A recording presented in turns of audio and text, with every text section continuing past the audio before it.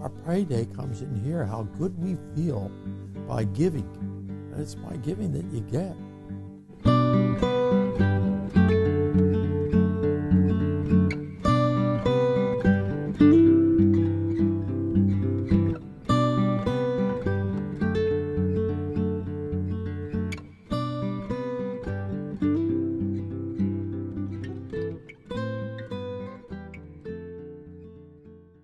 I am extremely proud of what we do here.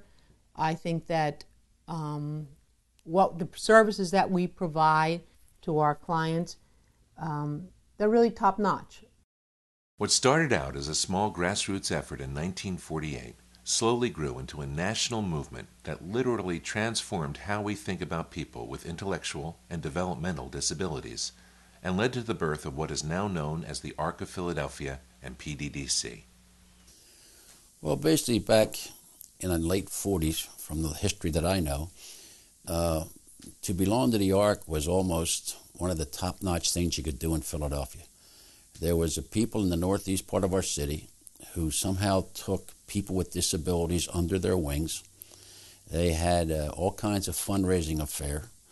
They had different groups throughout the city that did fundraising, and they called themselves the Parkades, and in their clubs they wanted to do something well. They took people with disabilities under their wings, and they did everything they could to advocate for them. At that point, when you had a kid with a child that was born with a disability, the doctor would usually encourage the family to institutionalize that child.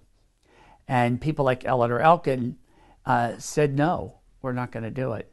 And it was those parents who began to say no in the 50s that set the path for the creation of the ARC. Once we started to get together, things happened. It expanded very quickly. It took a long time to get the goal, but the needs expanded. Well, we did social aspects with the clients at the time. We held dances for them and parties, and we had a great time, and we could see, the difference it made from a child who was just sitting there going like this to getting up and speaking.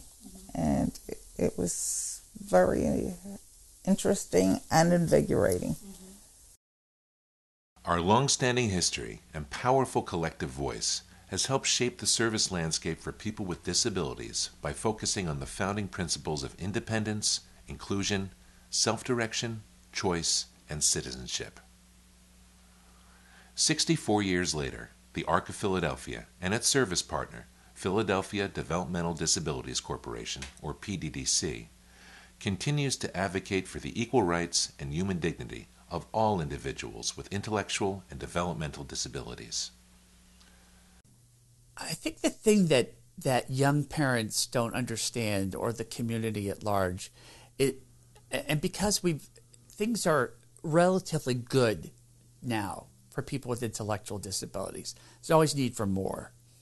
But they don't understand how we got here, and it was not easy. For the right to education, it meant that parents who were supposed to be happy that their kids went to some class in a church basement for 2 hours a day got upset about that and decided to change things. And then to just ship your infant off to an institution was the norm, and so people accepted it.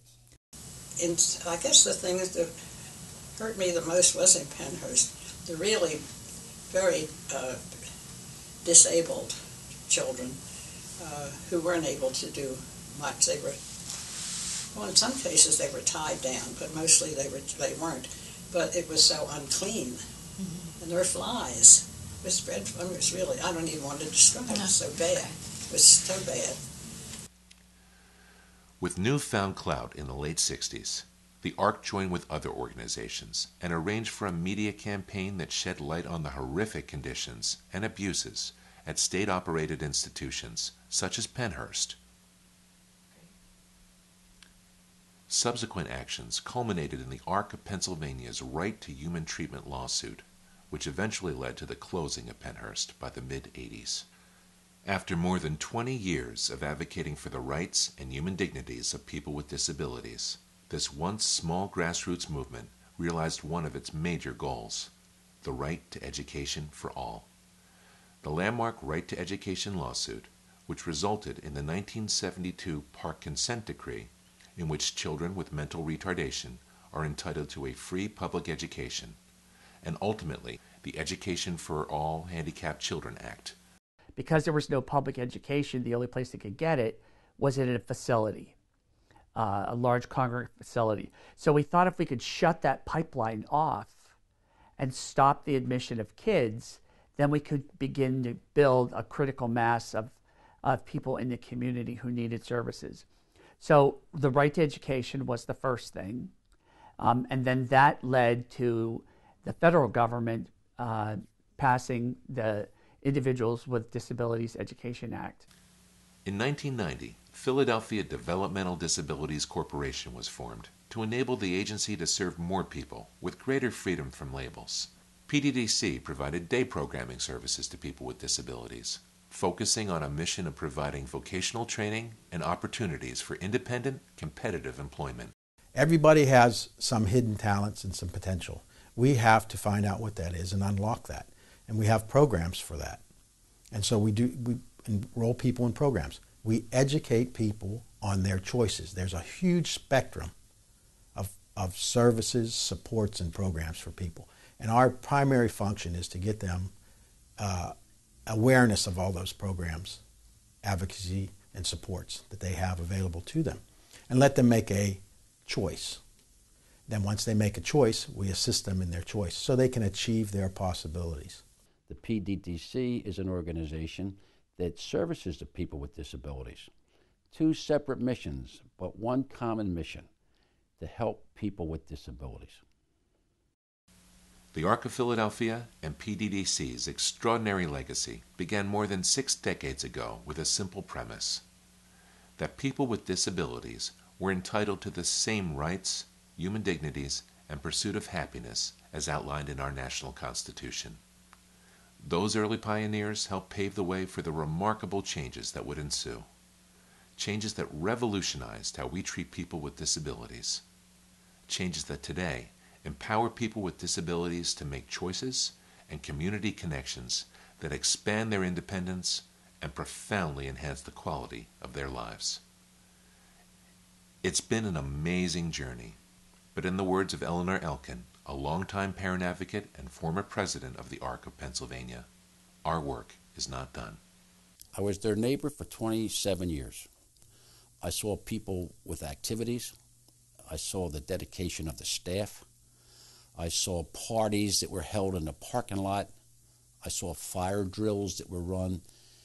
And I saw a mass of people. I didn't just see a few people. This facility takes care of today 450 people. So just being around this and seeing the activity of it and seeing it on a daily basis, you want to help any way you can.